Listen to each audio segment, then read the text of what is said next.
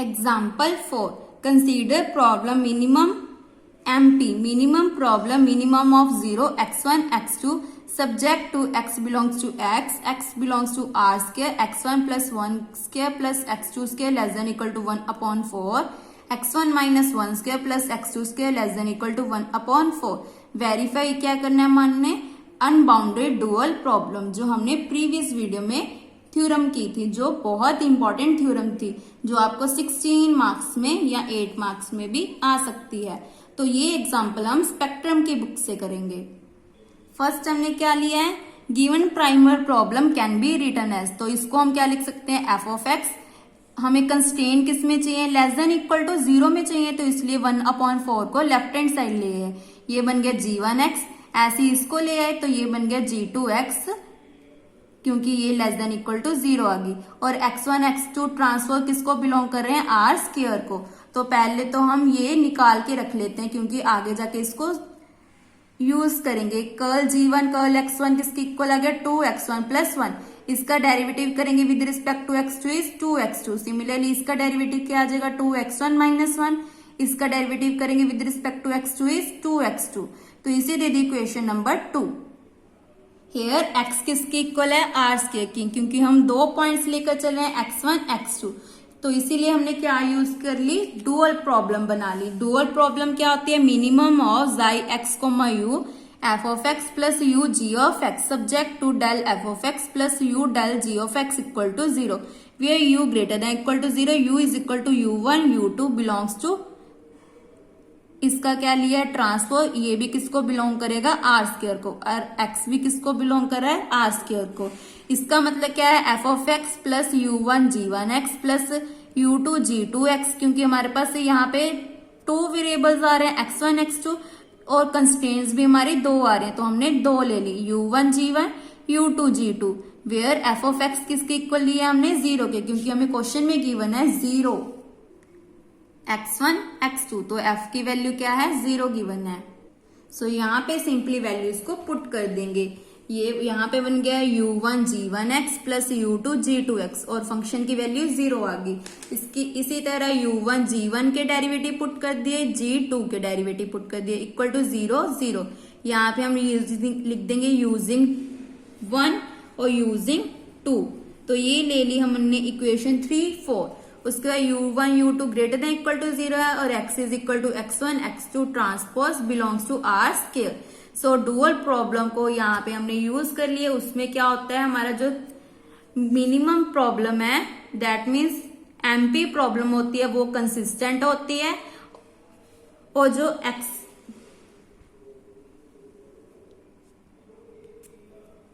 ये देखो हमारे जो डुअल फिजिबल पॉइंट्स कौन से हैं, x1 x2, तो हमारा जो सिस्टम है वो क्या बन जाता है, inconsistent. Then the dual problem has unbounded, that means unbounded होगा on the set of dual feasible point पे। तो इस पॉइंट्स पे हमारा जो सोल्यूशन है वो क्या बनेगा, अनबाउंडेड बनेगा। That means dual problem is unbounded. Short में कैसे याद रखना है कि मिनिमम प्रॉब्लम अगर इनफिजिबल है और डुअल हमारा फिजिबल है, तो हमारा जो सोल्यूशन है वो क्या आएगा, अनबाउंडेड आएगा। नाउ उसके बाद x1 हम 0 0 लेकर चल रहे हैं, इसका ट्रांसपोज कर दिया, वी गेट, देन यहाँ पे हमने x1 x2 की वैल्यू 0 पुट कर दी, तो 2 0 माइनस 2 0 आ गया, 0 0 आ गया।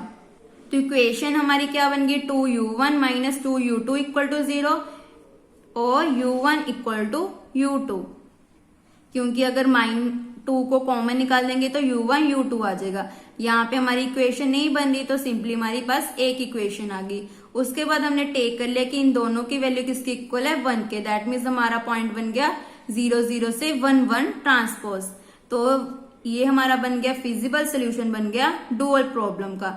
यही आ रहा था ना हमारे पास कि मिनिमम प्रॉब्लम हमारा इनफिजिबल है और डुअल प्रॉब्लम हमारा फिजिबल है, तो हमारा सोल्यूशन क्या आएगा, अनबाउंडेड आएगा। That means DPM is unbounded. उसके लिए हमने सिस्टम को इनकंसिस्टेंट प्रूव करना है, क्योंकि हमने अभी थ्योरम में किया है कि हमारा जो सिस्टम है वो क्या है, इनकंसिस्टेंट है, फिर कोई भी सोल्यूशन नहीं आ रहा है। तो यहाँ पे हमने क्या किया, gx1 किसके इक्वल है, g1 g2, क्योंकि हमारे पास 2 कंस्ट्रेंट्स हैं। दो कंस्ट्रेंट्स में हमने x1 को 0 पुट कर दिया, x2 में 0 पुट कर दिया। यहाँ पे लिख दिया यूजिंग 1, क्योंकि हमने स्टार्टिंग में इसको इक्वेशन 1 लिया था।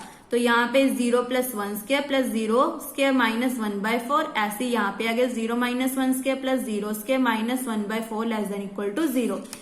सो यहाँ पे सिंपली वैल्यू पुट कर दी, सॉल्व करके 3/4 आ गया। इसे दे दी इक्वेशन नंबर 5। जैकोबियन फॉर्मूला मैंने क्या, ये हमने ग्रेजुएशन में भी किया है और एमएससी में भी किया है। तो क्या होता है, curl x upon curl z, curl x upon curl t, curl y upon curl z, curl y upon curl t। पहले z होता है फिर t आता है। सो सिंपली यहाँ पे यूज कर लिया। जो पीछे हमने डेरिवेटिव किए थे उनको यहाँ पे पुट कर दिया। रीजन क्या लिखेंगे, यूजिंग 2, उसके बाद पॉइंट्स पुट कर दिए तो हमारे पास आ गया 2 0 माइनस 2 0। तो ये 2 क्रॉस 2 का मैट्रिक्स बन गया। इसे दे दी question number 6। So the system हमें क्या गिवन है, g of x1 plus del g of x1 z less than equal to 0। तो यहाँ पे g1 की वैल्यू पुट कर दी, डेल की वैल्यू पुट कर दी, z की क्या होती है z1 z2। यहाँ पे रीजन देंगे यूजिंग 5 और 6 इक्वेशन। तो इसको सॉल्व किया तो 3/4 plus 2z1 less than equal to 0, 3/4 minus 2z2 is less than equal to 0। इसका मतलब 2z1 less than equal to minus 3/4 minus 2z1 less than equal to minus 3/4। इसका मतलब यहाँ पे ये इसको कैसे सॉल्व करेंगे, पहले तो माइनस के साथ मल्टीप्लाई कर दिया तो लेस देन किस में चेंज हो गया, ग्रेटर देन में। तो z1 greater than equal to आ गया 3/8। तो यहाँ पे आपने रीजन बता देना है, क्योंकि इन्होंने तो सीधा लिख दिया। इसका मतलब क्या आ गया कि z1 less than equal to minus 3/8, z1 greater than equal to 3/8। ये कभी भी पॉसिबल नहीं हो सकता, क्योंकि एक चीज किसी से छोटी है वही उससे बड़ी है। फॉर एग्जाम्पल अगर हम ले लें कि z1 greater than equal to 1 है और and z1 greater than equal to 1 है, तो ये कभी भी पॉसिबल नहीं होता। अगर और डालते तब पॉसिबल हो जाता। तो यहां से हमारा बन गया जो सिस्टम है उसका कोई भी सोल्यूशन नहीं आया। तो अगर कोई भी सोल्यूशन नहीं आ रहा है तो हमारी जो अनबाउंडेड डुअल प्रॉब्लम बन गई। दैट मीन्स डीपी हमारा बन गया unbounded solution. The dual objective function is unbounded from the above of the dual feasible region. Region कौन सा था, y। That means x1 equal to 0 0 transfer x u1 u2 approaches to infinity. तो यहाँ पे हमारा बन गया xi x1 u1 is equal to, ये कौन सी इक्वेशन यूज की है, इक्वेशन नंबर 3 जो हमने स्टार्टिंग में ली थी, ये वाली, इसको हमने यूज किया है। तो यहाँ पे x1 x2 के पॉइंट से पुट कर दिए, क्योंकि हम लेके क्या चले थे, 1 1 पॉइंट लेके चले थे। वहां पे हमारा कोई भी सोल्यूशन नहीं आ रहा तो फिर से हमने 0 0 पॉइंट ले ली।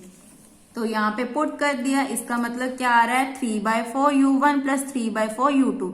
ये हमने अभी लिया कि u1 u2 किसको अप्रोच कर रहे हैं, इन्फिनिटी को। इन्फिनिटी को क्यों अप्रोच कर रहे हैं, क्योंकि हमारा जो सोल्यूशन है वो क्या आ रहा है, अनबाउंडेड आ रहा है।